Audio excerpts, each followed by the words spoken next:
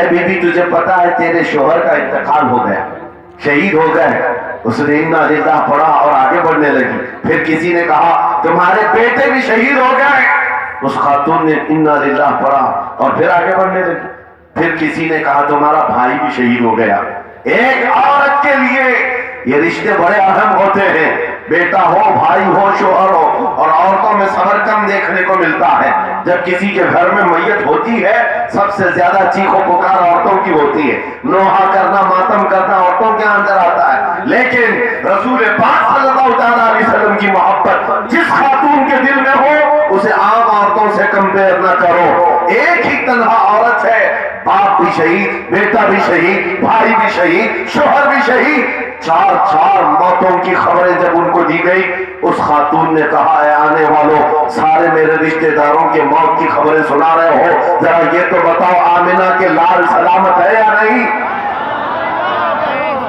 آمنہ کے لال سلامت ہے یا نہیں؟ آنے والے نے کہا اللہ کے رسول سلامت ہیں. اس خاتون نے کہا مجھے دکھا تو دو, ارونی, مجھے دکھاؤ کہاں ہے. لے جا کر قریب کیا گیا. حضور پاک صلی اللہ علیہ وسلم کے جلوہ جہاں آرا کو دیکھا, آنچل پھیلاتی ہے اور کہتی ہے یا رسول اللہ, یا رسول اللہ, کل مصیبت بعدک جلل. اے اللہ کے رسول, اگر آپ سلامت ہیں ہر مصیبت چھوٹی ہے, ہر مصیبت چھوٹی ہے. ان کا ہی یہ نعرہ تھا, ہر ستم ہر مصیبت گوارا ہے. یا رسول اللہ ایک بار کہہ دو کہ تو ہمارا. سبحان اللہ. نعرہ تکبیر, نعرہ رسالت, مسجد اعلی حضرت. عجب چیز ہے, عجب چیز ہے لذت آشنائی, عجب چیز ہے لذت آشنائی. جس کو یہ لذت ملتی ہے محبت مصطفیٰ کی, پھر وہ مصیبتیں گنتا نہیں ہے, وہ اپنے اوپر آنے والی آفتوں کو گنتا نہیں ہے. اس کے لیے دنیا ہیچ ہے. عزیزان کرام وقار, آپ کو پتا ہے وہ صحابہ کرام رضوان اللہ تعالی علیہم اجمعین جن کی زندگیاں, جوانی کی زندگیاں بڑی عزیز ہوتی ہے. ہر آدمی جوانی میں عیش کرتا ہے, مگر مدینے کے ان جوانوں کو ہم نے دیکھا ہے, آج شادی ہوئی, آج دلہن کو گھر لایا ہے, دلہا اپنی دلہن کے ساتھ سہاگ رات میں مصروف ہے, لیکن جنگ کا بگل بج گیا. باہر مدینے میں آواز آنے لگی, رسول پاک صلی اللہ تعالی علیہ وسلم احد کے میدان کی طرف نکل پڑے ہیں. یہ آج کا دولہا اپنی دلہن کو بستر پر چھوڑ کر نکل پڑتا ہے اور جا کر رسول پاک صلی اللہ علیہ وسلم کی جماعت میں شریک ہوا. جانتے ہو وہ خاتون بھی ایسی نہیں تھی کہ پیر پکڑ لے, کہاں سہاگن کو ابھاگن کیے جا رہے ہو, میرا کون ہوگا اس کے بعد. نہیں, خاتون نے کہا جاؤ اللہ حافظ, اگر سلامتی کے ساتھ آ گئے فخر سے غازی کی بیوی کہلاؤں گی, اور اگر شہید ہو گئے تب بھی فخر کروں گی کہ شہید کی بیوہ. یہ رسول پاک کے معاشرے کے ان مثالوں کو تمہارے سامنے رکھ رہا ہوں جنہوں نے لذت آشنائی پالی تھی, حضور کی محبت کا مزہ لے لیا تھا.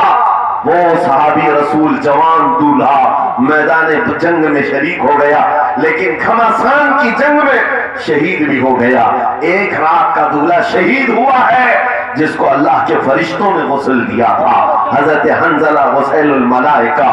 اور آپ کو پتا ہے ایک نوجوان جو کالے رنگ کے تھے, حضرت عبداللہ اسود ان کو کہا جاتا ہے, حضور کے پاس آئے, کہا شادی کرنا ہے, شادی کرنا ہے, عمر ہو گئی ہے.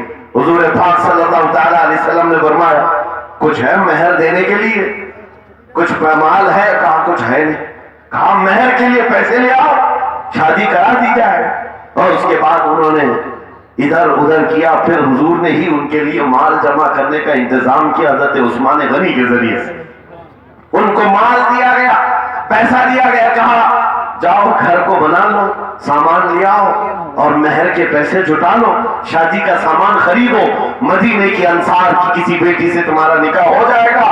وہ نوجوان عبداللہ اسود غریب صحابی اور کالے رنگ کے تھے, انہوں نے شادی کا سامان خریدنے کے لیے مال تو جٹا لیا, بازار میں تھے, اعلان ہو گیا اللہ کے رسول صلی اللہ علیہ وسلم جنگ میں تشریف لے جا رہے ہیں, اچانک مشرکین کا حملہ ہوا.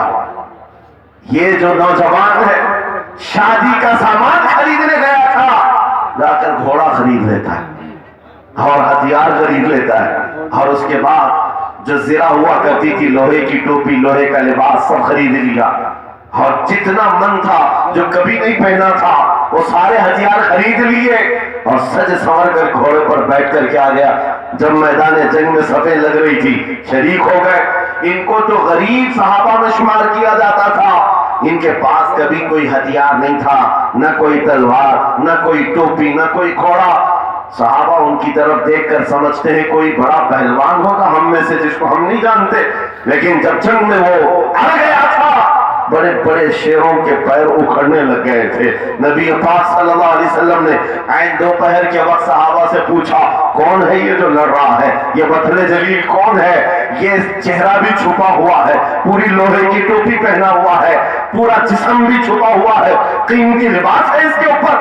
صحابہ ادھر سے ادھر سے دیکھ رہے ہیں، کہا ہم میں سے تو نہیں ہے، یہ کوئی باہر سے آیا ہوا لگتا ہے۔ حضور مسکرا کر کہتے ہیں میرا عبداللہ اسود ہے، جس کو شادی کے پیسے دیے تھے، جا کر اس نے جنگ کا سامان خرید لیا ہے۔ اور حضور پاک دیکھ کر مسکرانے لگے۔ شام سے پہلے اسی عبداللہ اسود کی شہادت بھی ہو گئی، وہ شہید ہو گئے میدان جنگ میں۔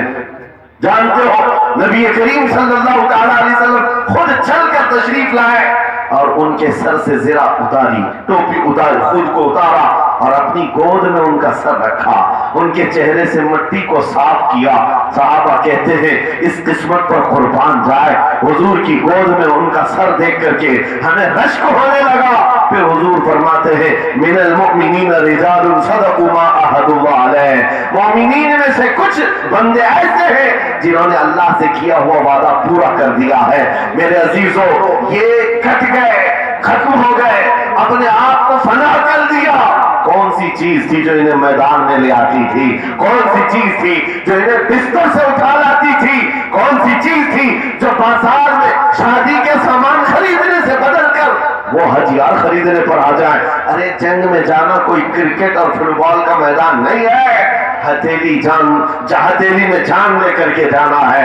اچھے اچھوں کے حالات خراب ہو جاتے ہیں، ایک ڈنڈا دیکھ لے، لیکن وہ نبی پاک صلی اللہ علیہ وسلم کے ساتھ ایسے نکل پڑتے تھے جیسے لگتا ہے روز کا کام ہے۔ یہ کون سی چیز ہے جو انہیں لاتی تھی؟ وہی اقبال کہتا ہے عجب چیز ہے لذت آشنائی، عجب چیز ہے لذت آشنائی۔ بدر کے میدان میں حضور جا رہے تھے، ایک گھر میں رات کو لڑائی چل رہی ہے، کس کے درمیان؟ باپ اور بیٹے کے درمیان۔ باپ بوڑھے ہو گئے ہیں، بیٹا لڑ رہا ہے، ابا آپ نہیں جائیں گے، آپ گھر میں رہیں گے، میں جاؤں گا۔ باپ کہتے ہیں نہیں بیٹا تو گھر سنبھال، میں جاتا ہوں، میری عمر ہو گئی ہے، میں جاؤں گا حضور کے ساتھ۔ تکرار اتنی بڑھ گئی کہ انہوں نے قرآن اندازی کی، چٹھی ڈالیں گے جس کا نام نکلے گا ہو جائے گا۔ قرآن اندازی ہوئی تین بار بھی ہوئی تو بیٹے کا ہی نام نکلا۔ باپ نے کہا مجھے نہیں چاہیے یہ تیری قرآن اندازی، میں حضور کے پاس لے چلتا، میں حضور کے پاس جاؤں گا۔ عجب چیز ہے لذت آشنائی، حضور کے ساتھ جانے کا جذبہ کیسا تھا۔ ارے وہ قرآن اندازی کر رہے ہیں اپنے آپ کو قربان کرنے کے لیے، کوئی مٹھائی کی تقسیم نہیں ہو رہی تھی کہ جا کر کے مٹھائی ایک لڈو لے آئیں گے، وہ جنگ کے میدان میں جانے کے لیے قرآن اندازی کر رہے ہیں۔ باپ بیٹے کی تکرار، پھر آئے بارگاہ مصطفیٰ میں، دونوں نے دلیلیں رکھی۔ باپ نے کہا یہ جوان ہے گھر سنبھالے گا، مجھے آپ کے ساتھ جانے کی اجازت دیجئے۔ بیٹے نے کہا یا رسول اللہ میدان جنگ جوانوں سے زیادہ بھرپور ہونا چاہیے، طاقت کا زیادہ استعمال ہوتا ہے، میرے باپ کو آپ کہیں گھر پر دیکھیں، یہاں کے حالات وہ سنبھالے، میں آپ کے ساتھ چلوں گا۔ حضور پاک نے جوان کی بات سن لی اور بوڑھے صحابی سے کہا آپ گھر پر رہے، آپ کا جوان جائے گا۔ اتنا جملہ کہنا تھا، چیخ نکلی ان کی، پھاڑے مار کر رونے لگے، کہا ہائے افسوس اس بڑھاپے پر دکھ ہے مجھے، اس بڑھاپے نے مجھے نبی سے دور کر دیا۔ عجب چیز ہے لذت آشنائی، عجب چیز ہے لذت آشنائی۔ وہ بوڑھے ہو جاتے تب بھی یہ سوچتے کہ حضور کے ساتھ جانے کا موقع ملے۔ ایک خاتون آئی، میں یہ سب مثالیں رکھتا ہوں اے نوجوانوں، پھر تم سے پوچھتا ہوں کیا لذت آشنائی تمہیں بھی ملی ہے؟ حضور کی بارگاہ میں اپنے آپ کو فدا کرنا یا اپنی دنیا کو ٹھوکر مارنے کا جذبہ کبھی آیا ہے؟ ایک خاتون حضور کے دربار میں آئی. جب حضور صلی اللہ تعالی علیہ وسلم کسی میدان کی طرف جا رہے تھے، وہ بھی جنگ کا حال تھا، کئی جنگیں لڑی گئی.